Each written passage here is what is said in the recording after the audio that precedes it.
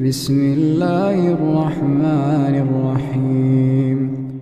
Louange à Dieu, maître des univers, nous témoignons qu'il n'y a de Dieu que Dieu, que Muhammad sallallahu alayhi wa sallam est le messager de Dieu. Mes chers frères et sœurs en islam, je vous recommande, ainsi qu'à moi-même, la piété, le fait de craindre Dieu. Allah est avec ceux qui le craignent. Dieu, par sa grâce et sa générosité, donne aux croyants sincères une clairvoyance qui lui permet de comprendre le sens des choses. Le regard du croyant sur le monde est différent de celui du négateur, matérialiste. Le premier voit la vérité intérieure des choses, le second ne voit que leur apparence. Dieu exalté soit-il a dit « Celui qui sait que ce qui t'est révélé de la part de ton Seigneur est la vérité est-il semblable à l'aveugle ? Seuls les gens doués d'intelligence se souviennent. » Tu verras le négateur aimer ce bas monde de façon excessive et y vivre comme s'il devait s'y éterniser.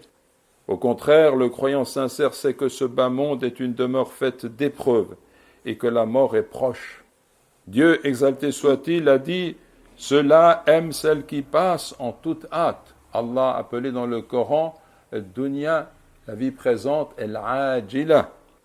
Ceux-là aiment celle qui passe en toute hâte et laissent derrière eux un jour bien lourd. Et le prophète sallallahu alayhi wa sallam a dit à Abdullah ibn Omar, soit en ce monde tel un étranger ou un passant, rapporté par Al-Bukhari. Le négateur a de la considération pour celui qui a beaucoup d'argent et qui dispose d'une immense fortune. Il dit, comme le fit une partie du peuple de Corée, ceux qui aspirent à la vie de ce bas monde, si seulement nous avions comme ce qui a été donné à Corée. Il a été doté, certes, d'une immense fortune. Alors que ceux à qui science a été donnée ont dit « Malheur à vous, la récompense de Dieu est meilleure pour celui qui croit et fait le bien, mais elle ne sera reçue que par ceux qui sont patients. » C'est ainsi que le croyant considère que celui qui amasse les vanités de ce monde et qui s'en réjouit en oubliant la vie dernière est en réalité le plus pauvre des hommes. Sous peu, l'or et l'argent qu'il a réunis vont disparaître. Une pépite d'or dans la main d'un mourant n'a pas plus de valeur qu'un morceau de charbon. Pensez-y, mes frères et sœurs en islam, quelqu'un est mourant, il va mourir dans une demi-heure. On met dans sa main une pépite d'or qui fait partie de sa fortune. Pour lui, c'est du charbon. Dans une demi-heure, il est mort. Le négateur a beaucoup d'estime pour les pharaons, les souverains et toute personne détentrice du pouvoir qu'elle exerce sur les hommes, quel que soit son régime. Il est subjugué par la couronne des rois. Il est soumis à leur pouvoir financier. On retrouve cette fascination aussi dans les sociétés dites démocratiques.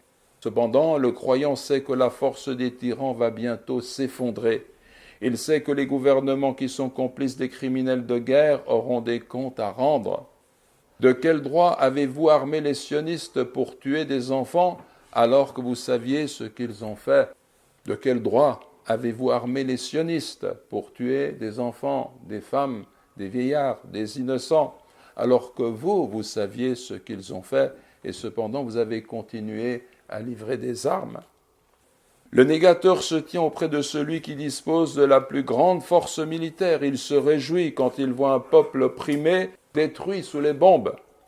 Il considère que les massacres perpétrés sont une grande victoire.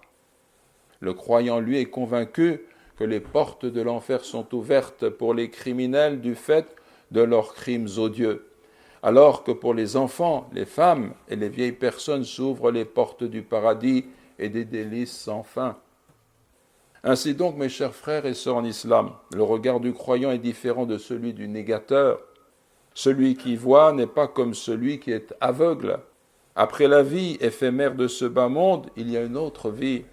L'homme fortuné est celui qui agit en vue de l'au-delà.